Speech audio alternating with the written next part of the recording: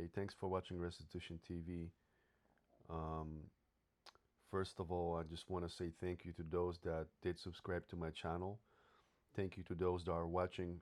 Even if you did not subscribe, I still want to thank you for watching my content. I appreciate it very much. Um, and this my channel is growing a little bit, and I am feeling a little bit more confident. And we'll see where it goes.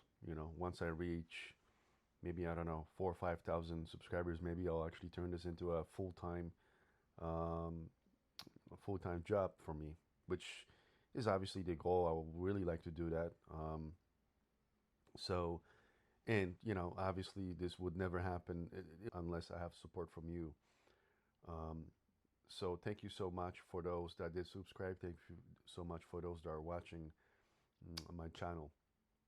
So today, I want to talk about a little bit about artificial intelligence. I think that this is a topic that, well, I mean, obviously people are talking about it, but I'm not sure if we are realizing um, everything that's happening in within AI. And I'm sure at some point, many of you, maybe some of you not, but a lot of you, used AI for whatever project you had, or I don't know, you wanted to do paper on for school or something. I mean, people, definitely try that route already. Um, whatever in whatever situation you were in, and you were trying to use AI to help you out, I'm certain that you very quickly found out how effective artificial intelligence artificial intelligence is. So very first time I think I when I used artificial intelligence was when they released ChatGPT, and even now they're saying ChatGPT is really nothing crazy anymore. There's a lot of different order models that you can use to achieve a lot of different results, right? So, for example, certain models like let's say Leonardo AI, which is mainly or I think it was called Journey something, which is another AI mainly focused for imaging, image generation. Now, actually, they're getting into even video generation and so forth. And they have all these different models that are very, very advanced now. And you can really, really generate cinematic quality imaging that's just phenomenal. Now, obviously, there's different models for different things. There's models for, let's say, I don't know. Let's say you had a recording of your grandmother or grandfather, or maybe your father, someone who, let's say, passed away. They're no longer here.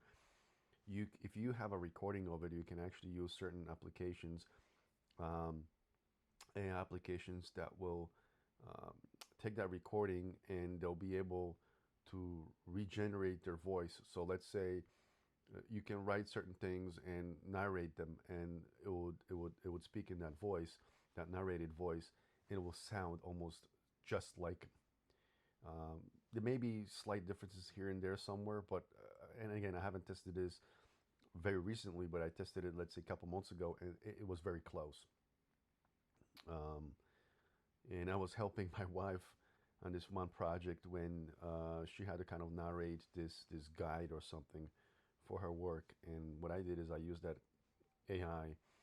I recorded her voice, I imported it in, it generated it, and it sounded like her. So it's very incredible. But again, there's so many different models that can do so many different things now. They're even saying that you can generate, phenomenal cinematics. We're talking about video. And it happens all the time. I mean, I don't know if you're using Facebook or not, but oftentimes when you get on your Facebook, you see a lot of AI generated content, and some people don't even pick up the signal yet. They don't even understand it's generated by AI. It's not true. A lot of fake stuff is out there, a lot of political stuff, and it's meant to be there to kind of get people upset more than anything, really. And people take it too seriously. They don't even, watch and read. It's just, putting those things out for views.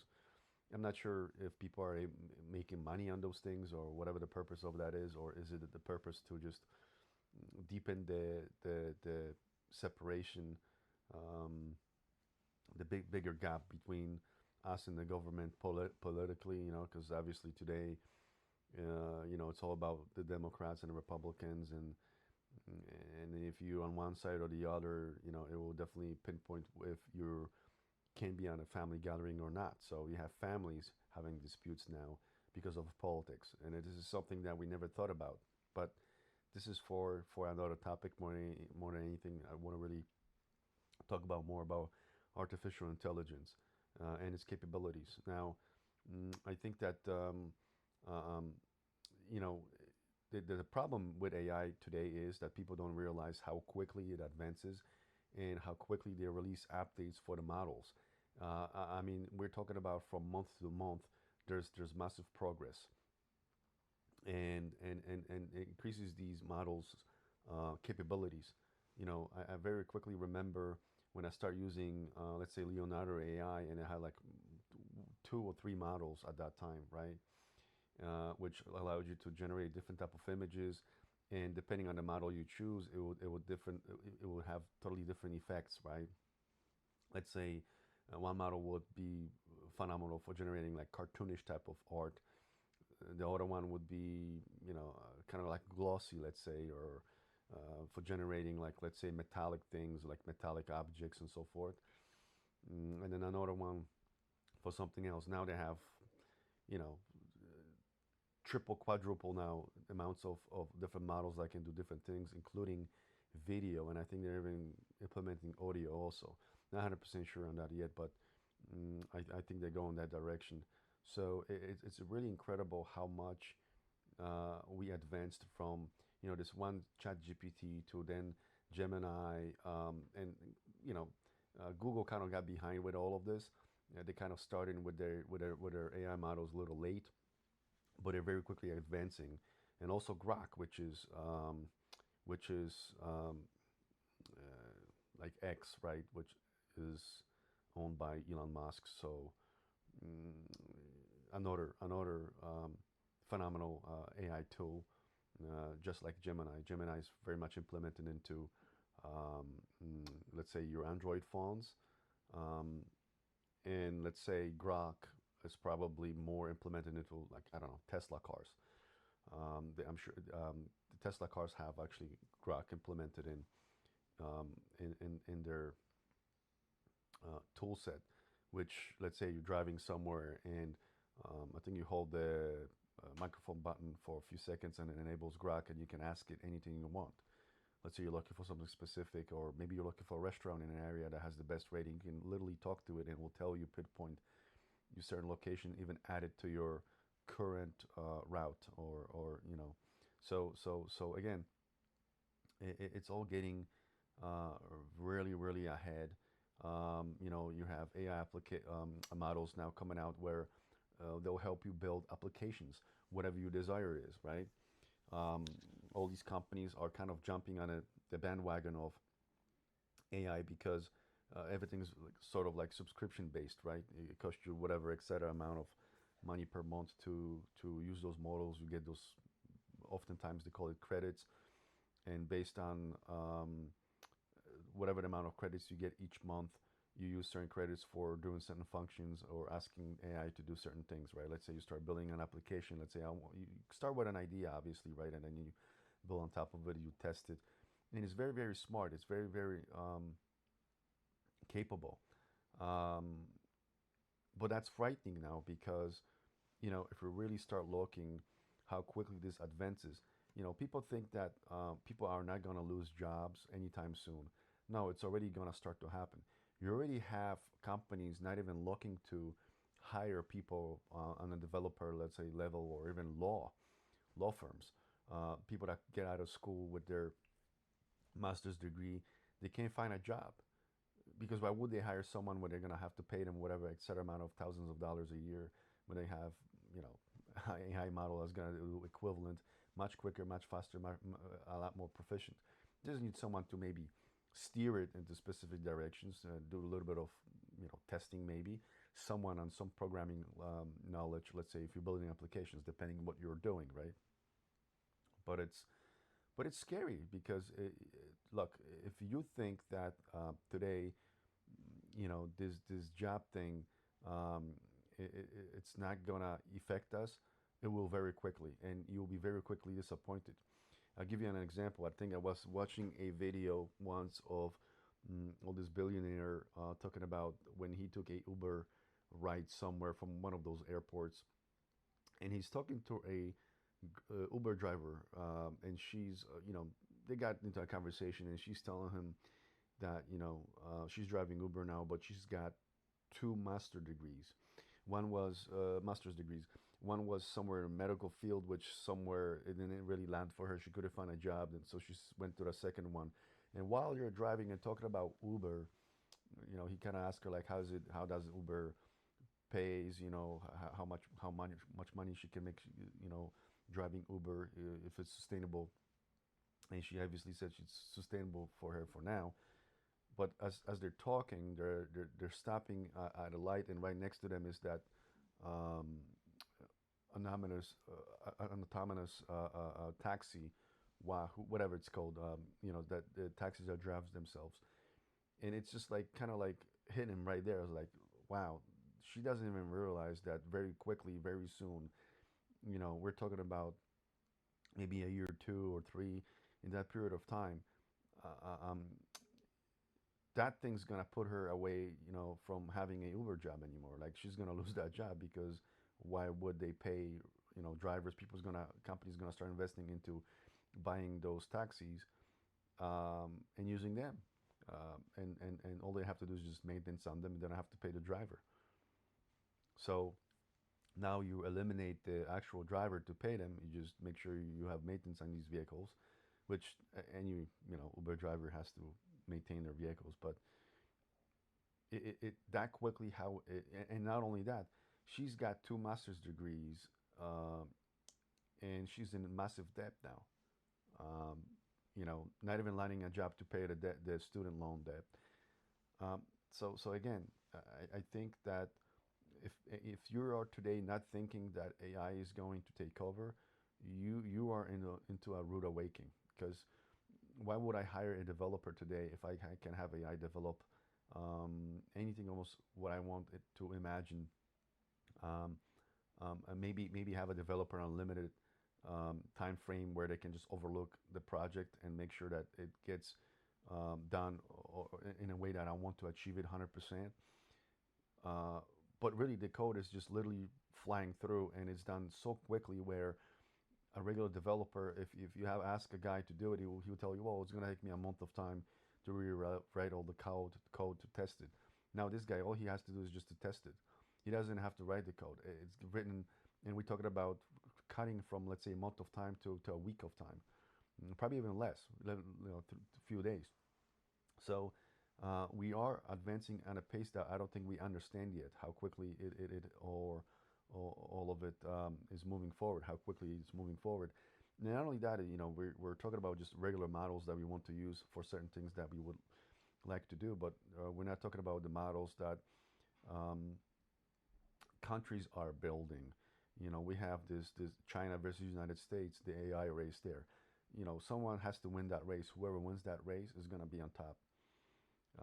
And they just had a President Trump visiting China, and I think they're relatively. We're talking a little bit about the whole AI and guardrails. They're going to try to implement some sort of guardrails. You can't really, because if you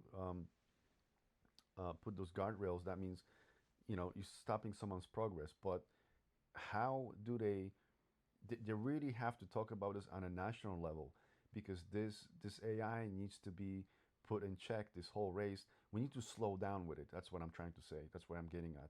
We need to have this regulated, because very quickly, if we don't, we're gonna face a lot of problems. We're gonna have a lot of issues where we think that we are not vulnerable. We think that these models are fully controlled. They're not. And I'll prove it to you. Very relatively not a long time ago, um, there was this whole incident called the Alibaba incident. I'm gonna try to locate information on it. So what happened was is that um, Alibaba had a AI model, um, 30 billion parameter engine, and it named it ROME, ROME, ROME.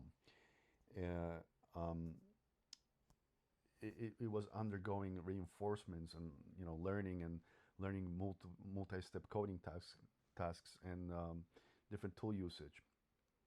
But during the training session, the it during this optimization um, process, they pressured that AI to maximize its performance, and the AI very quickly realized that it didn't have the computational power equated to resources for achieving those goals. So what it did, it it it hacked. So it used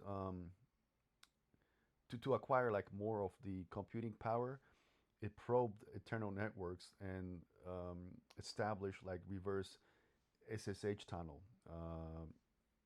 So it's it's usually used in the hacking world to bypass firewalls um, and to be able to connect to one of the servers.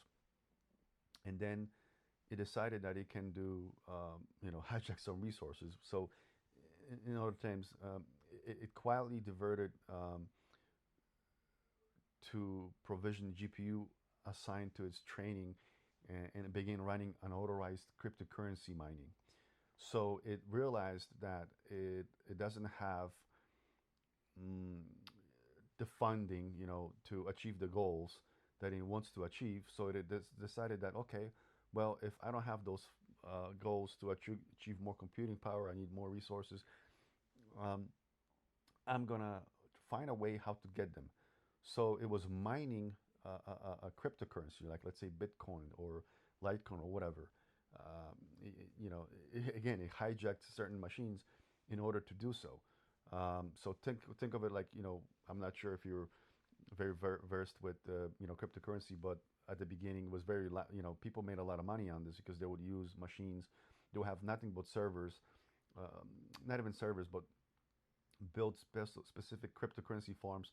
So these were warehouses with nothing but computers that were used as a cryptocurrency mining warehouses where basically they would make certain bitcoins for allowing the blockchains to process transactions. So the more machines you had, the more Bitcoin you were able to mine. It wasn't a lot per machine a day, let's say, but if you had thousands of them, it becomes very profitable. It became very profitable. I don't know how is it now, but anyway, so that's what it did.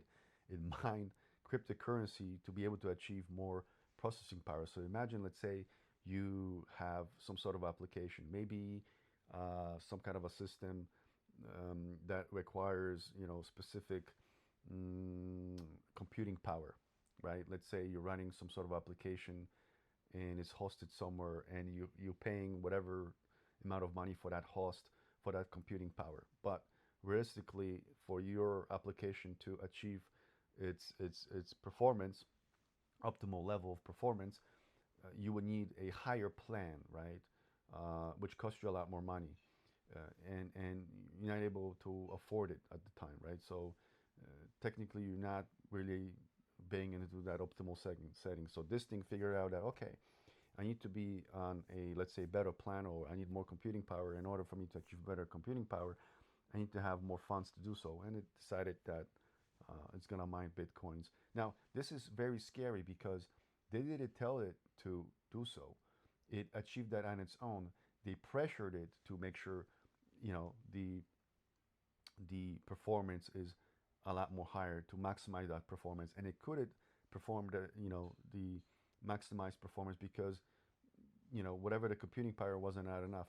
So they decided to figure out a way how to achieve that. Now this is very dangerous because if it decides to break into systems and use those machines for mining bitcoins, then just imagine what kind of catastrophe this could become, let's say on some kind of a banking level. This can destroy, uh, I mean, it can cause a lot of damage. And this is one of the alarms that people don't talk about, and they should very often. This should be like on media out there, national media being blown all over the place, and it's not. Um, Another thing is that what we don't realize is AI can be also used against us by the governments for tracking us, for tracking our information. They're already probably using that. I mean, let's not fool ourselves.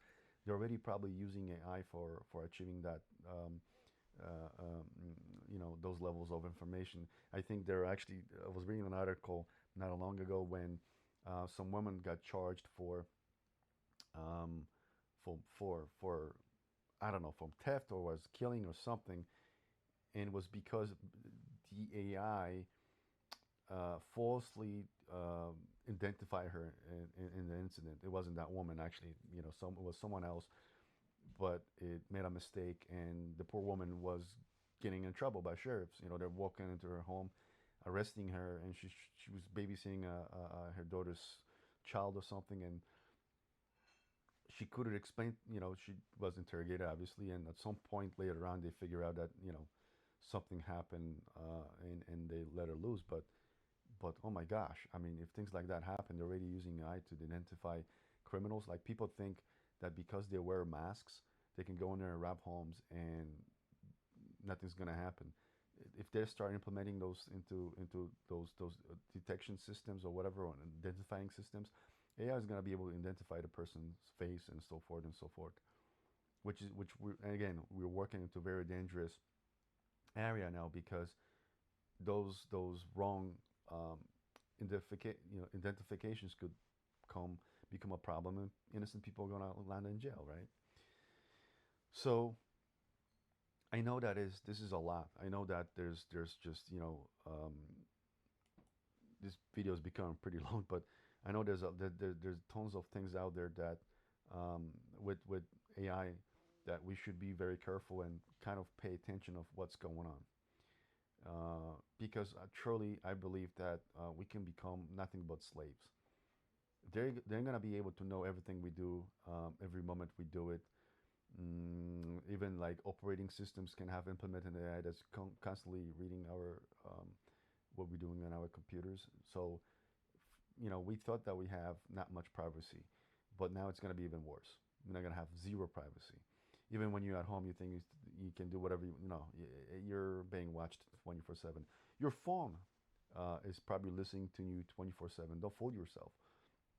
Your own phone is probably listening to you 24/7. Have you ever realized that when you say, okay, Google, and it just phones enable, like for Android people, it enables and it allows it for you to tell it what you want it to do. The newer phones now, like let's say from Pixel 10 or the Galaxy S25 and so forth, that have implemented AI, Gemini or something. So just imagine if you're able to shout that command at any given time, that means this thing is listening to you 24/7.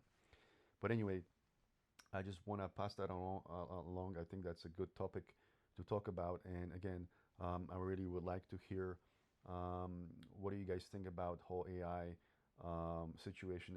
What do you think? Where are we heading with it? What do you think the dangers are?